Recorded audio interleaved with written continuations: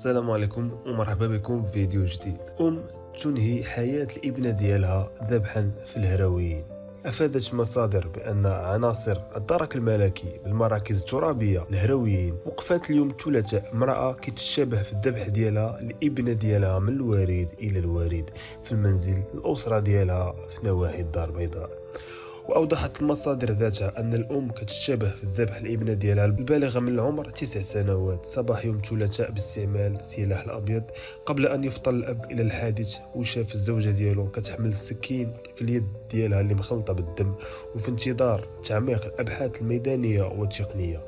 أضافت مصادر أن الزوجين يعيشان مشاكل أسرية واجتماعية، موردة أن عناصر الدرك الملكي اقتادتهما إلى مركز الهرويين باش يستمعوا لهم وفي محاضر رسمية وقانونية باش يحدوا العلاقة كل واحد منهم بالجريمة، وكتحدد جميع الظروف والملابسات المحيطة بقتل الطفلة. أمرت النيابة العامة المختصة بالدار البيضاء عناصر الضابطة القضائية وفرقة التشخيص القضائي بمعاينة جثة الهالكة وجمع كل الأدلة المفيدة في البحث، مع توجيه جثمان الطفلة إلى مصالح التشريح بالرحمة لفائدة البحث.